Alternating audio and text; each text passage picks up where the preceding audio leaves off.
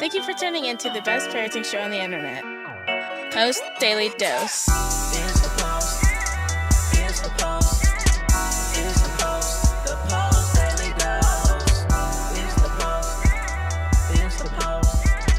It's the Post. The Post Daily Dose. It's the Post. It's the Post. Hey, Facebook family, welcome to another episode of Post Daily Dose. With me, your trusted parenting advisor, faithful guide and servant on the healing journey. What's my name? Big Papa Bryan+Post. As I said, it's what did I decide on, the best or the greatest 10-minute parenting show, the greatest little 10-minute parenting show on the planet. Yeah, I'll work on that. So I hope everyone's doing well. I had a doctor's appointment, so you guys know I was sick most of last week. And then Marley had a doctor's appointment today. And so went to the doctor's appointment. I've been feeling kind of tired all day.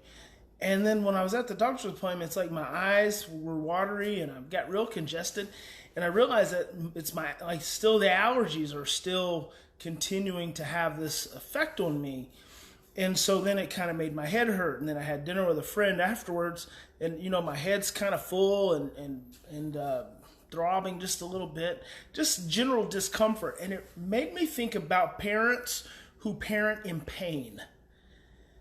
If you are a parent who suffers from chronic pain, and that's just become a everyday situation for you, that's an interesting dynamic, because when you are in pain, you are essentially being overloaded with cortisol, because the moment you're in pain, you start pumping out stress hormones, and those stress hormones are coursing through your brain and through your body system, trying to equip your body to fight against the pain. And that's what stress is for, one of the benefits of stress. Well, imagine being in pain and having to do homework with your child, or having to prepare dinner, or having to fold clothes, or give hugs, and do play Barbie dolls, and all those kind of things that come along with parenting, especially parenting in the evening, once your children come home. But then you're in pain while you're doing it.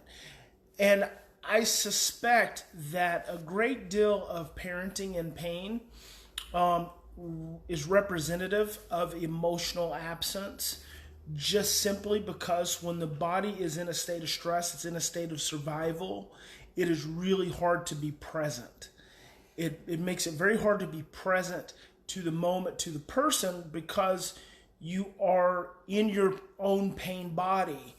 And Jon Kabat-Zinn has done a multitude of studies. I don't think it's Harvard. For some reason, I think it's Boston University. And, I do these daily dose on the fly, so I don't have an opportunity to really research what it is. But I think it's Boston University. But he is widely known and famous for mindfulness practice.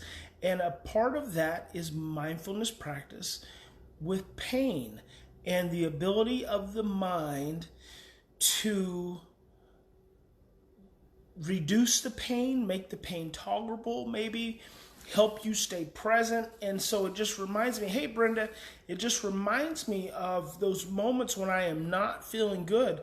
And I get better and better at this over the years. Maybe as I get older, I just get more mindful, more aware of just paying attention to the throb, paying attention to the congestion in the head, paying attention to the way it makes my body feel, to my emotional state, my emotional rawness, or my agitation, or just paying attention. And that is the essence of mindfulness, the ability to just pay attention. I can't necessarily change it, but there is something. Hey, Caitlin, I'm glad you finally caught a live stream. Good evening to you. There's something in the paying attention to, which is the essence of the mindfulness practice, that reduces the pain. So it makes the pain, I don't know what it does. I don't know what it does in the brain. I don't know what it does in the body, because it doesn't make the kind of the root of the pain go away, it just shifts your focus by paying attention to it, by giving it full awareness, full presence of mind. It shifts your focus to it in a way that you're able to control it instead of it controlling you. And I think that that's probably the biggest thing. When you become, as a parent, when you just, and I really want to encourage you, Google John Kabat-Zinn pain research.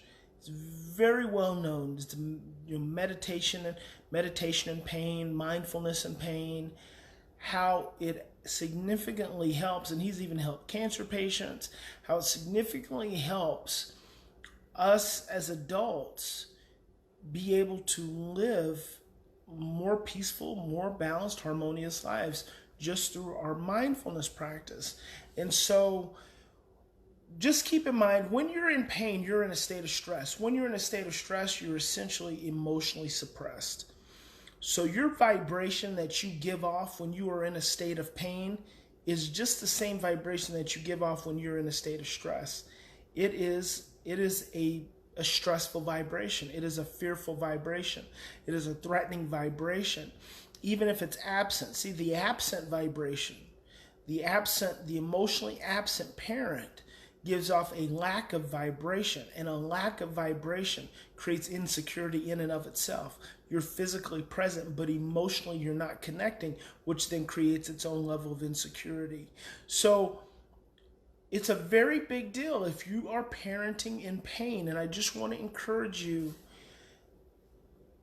take time, breathe, slow down, and think about your pain body in that moment. Think about where your pain is at, how it's making you feel, where it's shifting you emotionally, and how it's influencing your ability to be present with your children.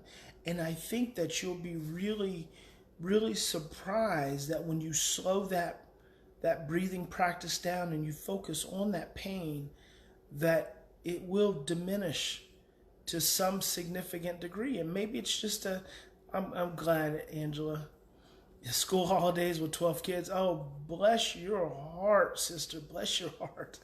Mindfulness is the word of the day for you. Presence is the word of the day for Angela. So I think you'll be significantly surprised that maybe it doesn't make it go away, which I doubt it will, but it just gives you a level of comfort and consciousness that puts you back in control. It doesn't let it have control over you. And Darlene says, I've never been good at this mindfulness piece, but live with chronic pain. It sure does affect my parenting. Oh, you're right, Darlene. That's good. Thank you for this cheerleading. You bet you. I want to be your biggest cheerleader ever. And the mindfulness, Darlene, doesn't have to be real complicated. It's just inhaling, exhaling, and just focus. Focus on what it is. I can feel moisture at the corner of my eyes. I can feel pressure in my head. I can feel a little underlying tension in my chest. I'm doing nothing about it. I'm just observing it. Just observe it. And what that'll do is it puts you back in control. God bless you. Big Papa loves you. I hope if you're a parent struggling with pain that you are able to find some relief. I really would encourage you to look into CBD oil. I'd encourage you to look into medical marijuana, the different strains. We know that opioids can be highly addictive, and then that just creates another whole pain cycle. Look into massage therapy and acupuncture. Just don't give up. Don't give up looking. And also, one thing that I've heard has helped a lot of people is yoga. Yoga has been very good for relieving pain. And also, there's a medical procedure called PRP, platelet-rich plasma stem cell therapy. Very, very effective for physical pain and things of that nature. So God bless each and every one of you. And I hope Big Papa's feeling better tomorrow too. It's been a big rain here in Oklahoma. So hopefully it's going to wash a bunch of this pollen falling right out of the atmosphere. So remember, in any given situation, we always have two choices. We can continue to react and be overwhelmed and stressed and operate from a place of fear, or we can stop, we can slow down, we can take 3 to 10 deep breaths, and we can choose love. Good night, everyone.